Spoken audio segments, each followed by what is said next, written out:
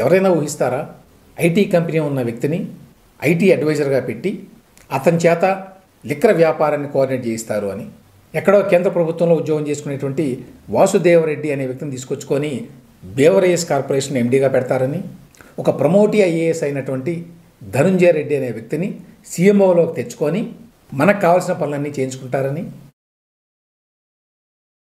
జగన్మోహన్ రెడ్డి ప్రభుత్వంలో ఐటీ అడ్వైజర్గా పనిచేసిన రాజ్ కేసిరెడ్డి అని ఆయన ప్రస్తుతం ఎబ్స్కాండింగ్లో ఉన్నాడు. అంటే పోలీసుల నుంచి తప్పించుకు తిరుగుతున్నాడు. ఐటీ అడ్వైజర్ ఏంటి, పోలీసుల నుంచి తప్పించుకు తిరగడం ఏంటి అనే ప్రశ్న వస్తుంది ఎవరికైనా.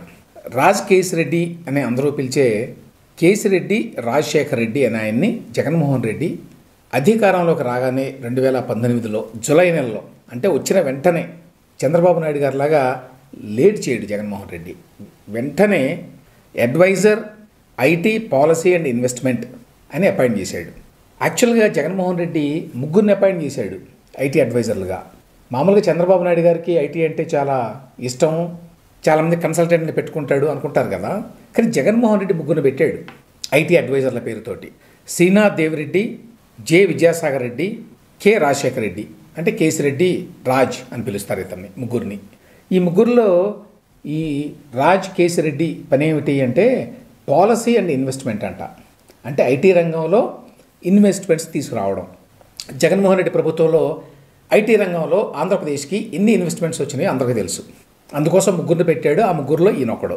వీళ్ళందరికీ నెలకి 3 లక్షలు 4 లక్షలు ఇచ్చి చక్కగా 5 సంవత్సరాల పాటు వారికి జగన్మోహన్ రెడ్డి గారు సపోర్ట్ ఇచ్చారు. ఈ రాజ్ కేసిరెడ్డి అనే అతను చాలా కాలంగా వైసీపీ కోసం పనిచేస్తున్నాడు. అతనికి ఐటీ బిజినెస్ కూడా ఏదో ఉంది. సో పార్టీకి ఐటీ సపోర్ట్ దగ్గర నుంచి మొదలుకొని ఇతరత్ర చాలా రకాలుగా సాయం చేస్తూ వచ్చాడు ఎప్పటి నుంచో. అందుకు కృతజ్ఞతగా జగన్మోహన్ రెడ్డి ఆయనకి IT advisor policy and investment అనే పదవి ఇచ్చాడు. అందరికీ బాగానే ఉంది.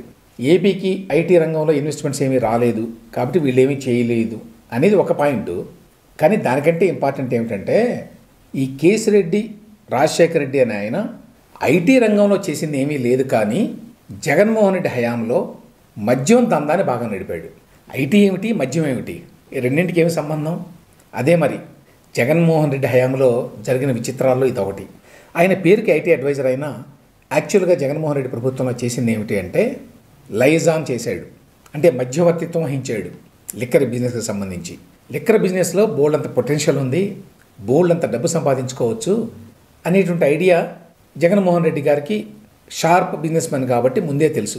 అందువల్ల అధికారంలోకి రాగానే వీళ్ళందరినీ పెట్టుకొని మద్యంలో బాగా లాగాలి అని చెప్పి నిర్ణయించుకున్నారు. ఆ మేరకి ఈ కేసిరెడ్డి రాజశేఖర రెడ్డి అని ఆయన్ని ఐటీ అడ్వైజర్ పేరుతో తీసుకొని ఈ మద్యం వ్యవహారాలు చూసేటువంటి బాధ్యతని ఇన్ఫార్మల్గా అప్పచెప్పారు. అంటే ఆ పేరుతో గవర్నమెంట్లో ఉండొచ్చు ఆయనకు కావాల్సిన సకల సౌకర్యాలు సమకూరుతాయి. ఇక ఆ తర్వాత యాక్చువల్ లిక్కర్ బిజినెస్ వ్యవహారాలని చూసుకోవచ్చు. అలా చూసుకున్నందుకు గాను ఇప్పుడు ఏపీసీఐడి వారు పెట్టిన కేసులో ఆయన భయపడి తప్పించుకొని తిరుగుతున్నాడు. దీని నేపథ్యం ఏంటంటే కూటమి ప్రభుత్వం అధికారంలోకి రాగానే లిక్కర్ వ్యవహారాల మీద ఒక కేసు నమోదు చేసింది. నమోదు చేసి ఆ కేసులో అప్పటి బేవరేజెస్ కార్పొరేషన్ ఎండి వాసుదేవరెడ్డిని నిందితుడిగా పెట్టింది. ఆయన కోర్టుకు వెళ్ళి బెయిల్ తెచ్చుకున్నాడు. ఆ తర్వాత ఏపీసీఐడి ఇదే లిక్కర్ వ్యవహారం మీద మరొక కేసు పెట్టింది. ఈ రెండో కేసులో తను అరెస్ట్ చేస్తారేమో అన్న భయంతో ఈ కేసిరెడ్డి రాజశేఖర రెడ్డి అని ఆయన ప్రస్తుతం ఎబ్స్కాండింగ్.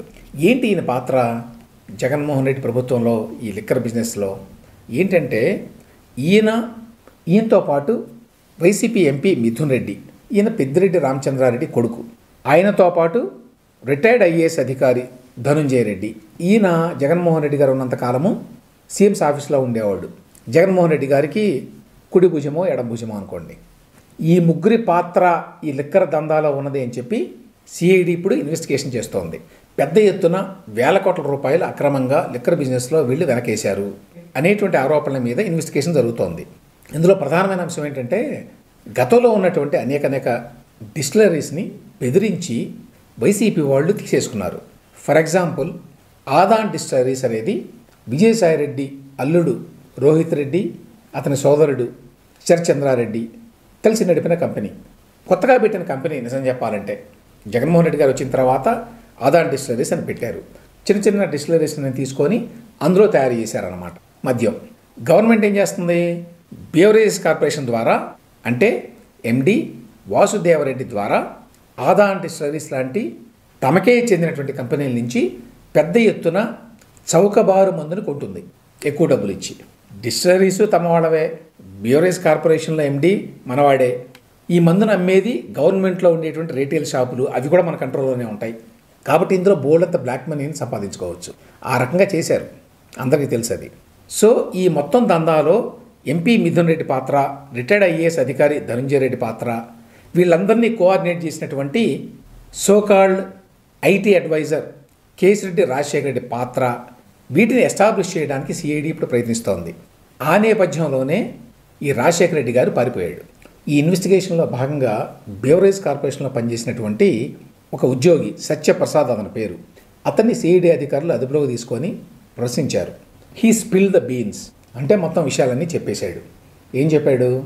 మిథున్ రెడ్డి గారు, కేసిరెడ్డి రాజశేఖర రెడ్డి గారు, సీఎంఓలో ఉన్నటువంటి ధనుంజయ రెడ్డి గారు, వీళ్ళు కోఆర్డినేట్ చేశారు ఈ మొత్తం లిక్కర్ దందాని. ఇందులో విజయసాయిరెడ్డి గారు, వాళ్ళ కుటుంబం, ఇంకా ఇతర వైసీపీ నాయకులు చాలామంది ఉన్నారు అనే విషయాలు. వాళ్ళ ప్రయత్నం ఏంటంటే ఈ ఐఏఎస్ ధనుంజయ రెడ్డి, మిథున్ రెడ్డి, అలాగే రాజశేఖర రెడ్డి వీళ్ళ పాత్రని ఎస్టాబ్లిష్ చేయటం.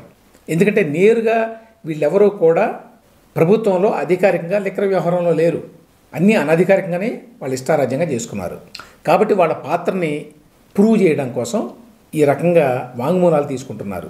ఈ నేపథ్యంలోనే కొన్ని ఆధారాలు దొరకబుచ్చుకున్నారు. ఈ కేసిరెడ్డి రాజశేఖర రెడ్డి కోసం వెతుకుతున్నారు. అరెస్ట్ చేస్తారు అనేటువంటి సమాచారం అందడంతో ఈ రాజశేఖర రెడ్డి గారు ప్రస్తుతం తప్పించుకుని పారిపోయాడు. ఆయన కోసం ఇప్పుడు సిఐడి వాళ్ళు హైదరాబాద్ కూడా బృందాలను పంపారట. జగన్మోహన్ రెడ్డి ఏ రకంగా మొత్తం ప్రభుత్వాన్ని తన సొంత దర్బార్లాగా భావించి తన మనుషులు పెట్టుకున్నాడో చూడండి. ఐటీ అడ్వైజర్ పేరుతోటి 3 తన సామాజిక వర్గానికి చెందిన వాళ్ళే పెట్టుకుంటాడు. పెట్టుకొని అందులో ఒక వ్యక్తిని పూర్తిగా లిక్కర్ దందాకి కేటాయిస్తాడు. మరొక పక్కన విజయసాయిరెడ్డి ఇట్లాంటి తన వాళ్ళ చేత ఎగ్జిస్టింగ్ డిస్టిలరీస్ని బెదిరించి వాటిని స్వాధీనం చేసుకుంటారు లీజ్ పేరుతోటి. అందులో పనికి మాలిన మద్యం తయారు చేసి వాటిని బ్యూవరేజ్ కార్పొరేషన్కి అమ్ముతారు. ఆ బ్యూవరేజ్ కార్పొరేషన్కి ఎండీగా మళ్ళీ మనవాడే ఒక వాసుదేవరెడ్డిని పెట్టుకుంటారు. ఈ దందా నడపడానికి సీఎం ఆఫీస్ నుంచి ఐఏఎస్ ఆఫీసర్గా ఉన్న ధనుంజయ రెడ్డిని పెడతారు. పొలిటికల్గా మిథున్ రెడ్డి ఈ వ్యవహారాన్ని చూస్తాడు. అంటే అంతా మనవాళ్లే, నెట్వర్క్ అంతా, ఎక్కడ ఏది బయటికి లీక్ కాకుండా. అందుకనే కూటమి ప్రభుత్వానికి ఇంత భారీ ఎత్తున జరిగినటువంటి లిక్కర్ దందాన్ని వెలికి తీయడంలో ఇంత జాప్యం జరుగుతోంది. ఎవరైనా ఊహిస్తారా? ఐటీ కంపెనీ ఉన్న వ్యక్తిని ఐటీ అడ్వైజర్గా పెట్టి అతని చేత లిక్కర్ వ్యాపారాన్ని కోఆర్డినేట్ చేయిస్తారు అని.